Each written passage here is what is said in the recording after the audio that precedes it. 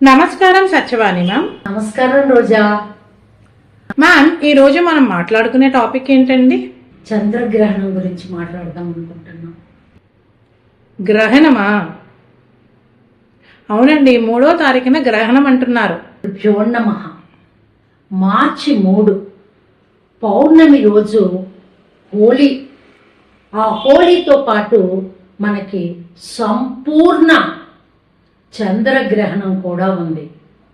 మీ అందరికీ తెలియచేస్తున్నానంటే, విశ్వవసునామ పాల్గొన శుద్ధ పౌర్ణమి రోజు 3వ తారీఖు, మార్చి 3వ తారీఖు పింగళ వర్ణముతో అపసవ్య సంపూర్ణ చంద్రగ్రహణం ఏర్పడుతోందండి.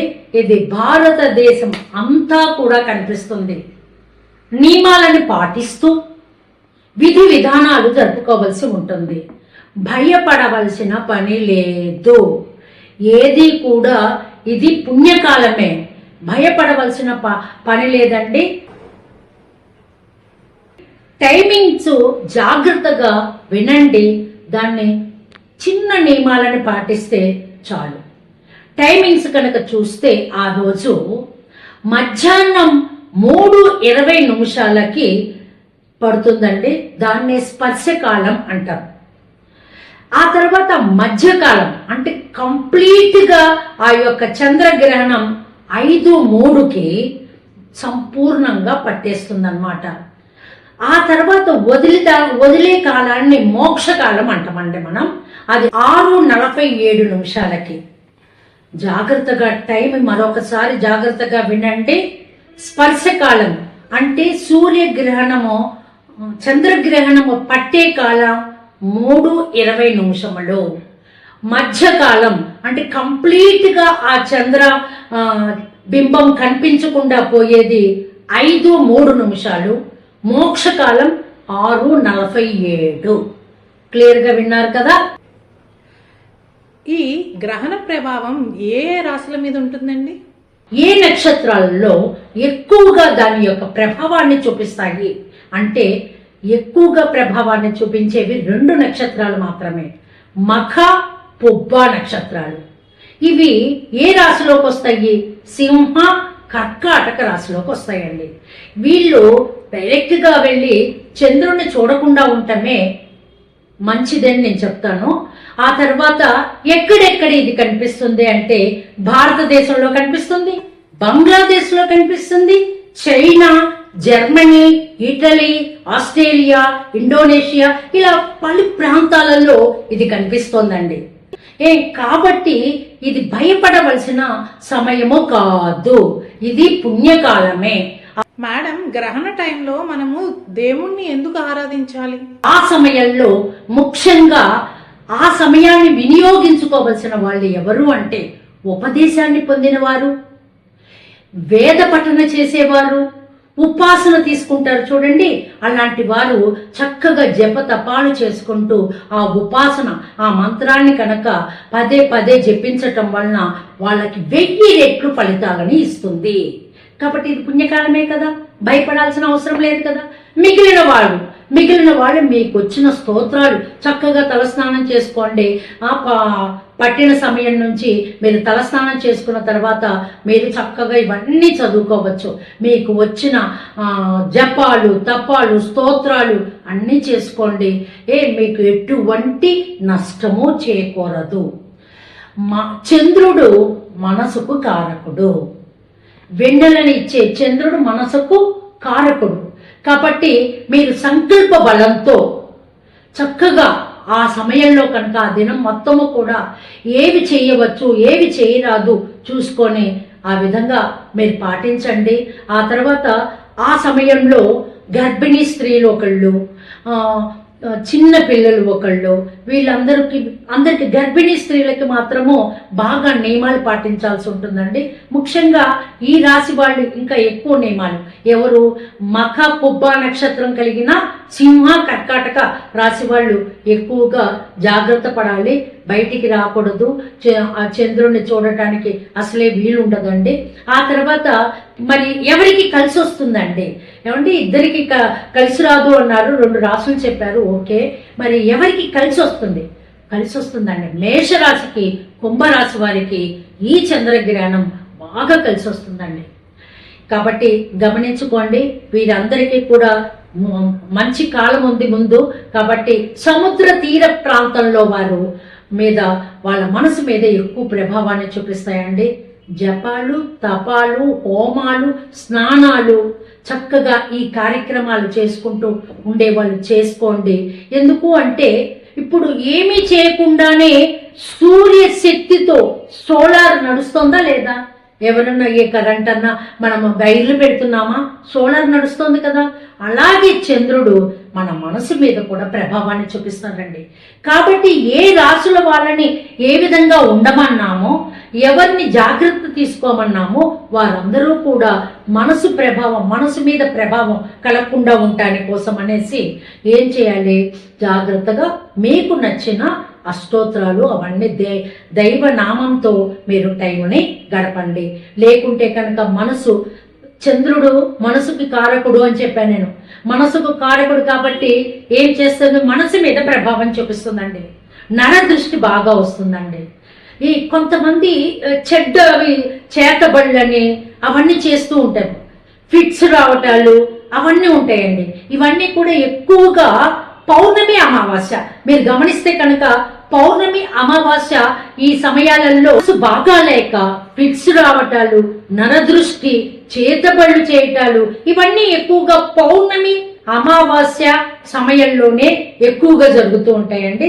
దానివల్ల మనసు కారకుడైన చంద్రుని గ్రహణం కాబట్టి మనసు మీద తీవ్ర ప్రభావాన్ని చూపించి మానసికంగా వాళ్ళు అతలాకుతలం అవడం జరుగుతుంది. పట్టు స్నానం, విడుపు స్నానం అనేది చేస్తారమ్మా. ఆ విధంగా చేసి ఇల్లంతా శుభ్రం చేసుకొని యథావిధిగా ఈ కార్యక్రమాలన్నీ కూడా చేసుకోవచ్చు. ఆ తర్వాత ముఖ్యంగా ఇంకొక విషయం కూడా మీకు తెలియపరచాలి. తెల్లవారుజామున 4 నుంచి పుణ్య కార్యక్రమాలన్నీ కూడా చేసుకోవచ్చు. ఈ గ్రహణ సమయాల్లో అన్ని ఆలయాలు మూసి ఉంటాయా అండి? ఇక్కడ ముఖ్యంగా కొన్ని దేవాలయాల గురించి నీకు చెప్పాల్సి ఉంటుందండి.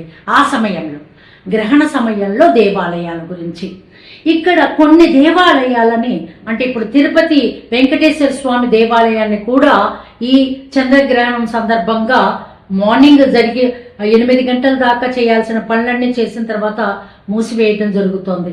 కానీ కొన్ని దేవాలయాలు గ్రహణం సమయంలో కూడా తెరిచే ఉంటారు. అవి ఏమిటో ఇప్పుడు మీకు తెలియపరుస్తానమ్మా, జాగ్రత్తగా విను. తిరుపతి వెంకటేశ్వర స్వామి దేవాలయము మూసివేస్తారండి. మార్నింగ్ కార్యక్రమాలు చేసిన తర్వాత మూసివేయడం జరుగుతుంది. మొన్నాడు తెల్లవారుజామునే మళ్ళీ శుద్ధి కార్యక్రమం అని ఒకటి, అంటే అంత శుభ్రం చేయటం అని. మామూలుగా మనుషులమైన మనం కూడా పట్టు విడుపు స్నానాలు చేస్తాం కదా. స్పర్శ ఎప్పుడైతే చంద్రగ్రహణం స్పర్శ స్నానము మరియు మోక్ష స్నానం అంటే ఎప్పుడైతే వదిలేస్తుందో దాన్ని మోక్ష స్నానం అనేది చేస్తాం. అయితే దేవాలయాలలో కొన్ని గుళ్ళు చక్కగా తెరిచే ఉంటాయండి.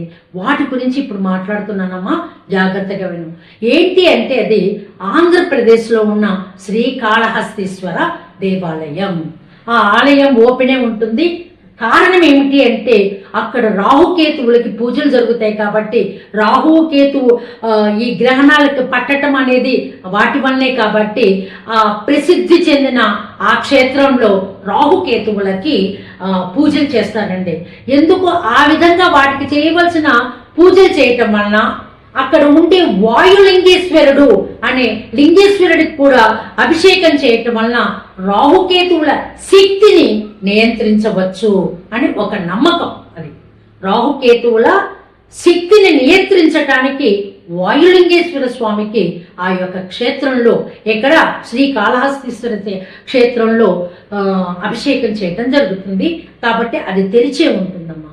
తర్వాత ఇదే కాకుండా శ్రీశైలం పేరు విన్నావు కదా. శ్రీశైల సమీపంలో కూడా సంగమేశ్వరుడు అని ఆ సంగమేశ్వర ఆలయం ఉంది. ఇది కూడా శివాలయమే. ఇక్కడ అరుణ హోమం అని చేస్తారు. అరుణుడు అంటే ఎవరు? సూర్యుడు. కాబట్టి సూర్యునికి హోమం చేస్తారు. ఎందుకు చెయ్యటం అంటే ఇక్కడ గ్రహణ సమయంలో సూర్యుడు పక్కకు తొలగబడి కదా, రాత్రిపూట కదా చంద్రుడు వచ్చేది, ఇది మధ్యాహ్నం సమయంలోనే జరుగుతుంది. కాబట్టి హోమం చేయటం వలన అక్కడ సంగమేశ్వరుడు శాంతిస్తాడు అన్న ఉద్దేశంతో అక్కడ అరుణ హోమం జరుగుతుంది. ఇక్కడ మనకి కూడా జఠరాగ్ని అనేది ఏంటి? ఆకలి.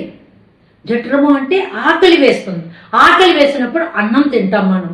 ఈ జఠరాగ్ని సూర్యుడికి సంబంధం. మంట పుడుతుంది కడుపులో మనకి ఆకలి వేసినప్పుడు. ఆ సమయంలో, గ్రహణ సమయంలో భోజనము కనుక చేస్తే అది విషతుల్యమవుతుంది, జీర్ణ ప్రక్రియ సరిగా జరగదు అనే ఒక నమ్మకంతో మనకి భోజనం ఆ సమయంలో చేయవద్దు అని చెప్పటం జరుగుతుంది. ఇది ఒకటి. శ్రీశైలం దగ్గర సంగమేశ్వర ఆలయం కూడా ఓపెన్ చేసి ఉంటారు, అక్కడ అరుణ హోమం జరుగుతుందమ్మా. అదే కాకుండా శ్రీకృష్ణ దేవాలయం, ఇది కేరళలో ఉందమ్మా. అక్కడ కృష్ణుడికి బాగా ఆ సమయంలో ఆకలి వేస్తూ ఉంటుందట. స్వామికి ఆహారం సమర్పించాలి. గ్రహణ సమయంలో కూడా అక్కడికి ఆయనకి ఆకలి వేస్తుందని అక్కడ ఓపెన్ చేసి ఉంచి ఆయనకి ప్రసాదాన్ని, నివేదనని సమర్పించటం ఒక ఆనవాయితీగానే వస్తుంది. ఇదే కాకుండా ఉజ్జయిని మహంకాళి, మధ్యప్రదేశ్లో ఉన్న ఉజ్జయిని మహంకాళి, ఆమె ప్రధానమైన ద్వారాలు కూడా తెరిచే ఉంటాయి. కానీ శివలింగాన్ని ఏమి తాకరండి, శివలింగం తాకడం జరగదు, కానీ ప్రధాన ద్వారాలు మాత్రం అక్కడ కూడా తెరిచే ఉంటాయమ్మా. ఎవ్వరూ కూడా ఈ యొక్క చంద్రగ్రహణానికి భయపడవలసిన పనియే లేదు. మీరల్లా చేయవలసింది ఆ సమయంలో దైవ నామస్మరణ చేయటమే ప్రధానమైన మన కర్తవ్యం. మా అమ్మగారు అంటారు ప్రతి వస్తువుల మీద దర్భ వేయాలి అని. దర్భని ఎందుకు వేయాలి? ఆహార పదార్థాలు ఆ యొక్క ఉష్ణోగ్రత హెచ్చు తగ్గుల వలన ఆహార పదార్థాలన్నీ పాడైపోతాయి. ఆ విధంగా పాడవకుండా ఉండటం కోసం, ఆ నెగటివ్ ఎనర్జీ ఈ ఆహార పదార్థాల మీదకి రాకుండా ఉండటం కోసం దర్భపులను వేయటం సహజంగా జరుగుతూ ఉంటుందమ్మా. సర్వే జన సుఖనో భవంతు. స్వస్తి.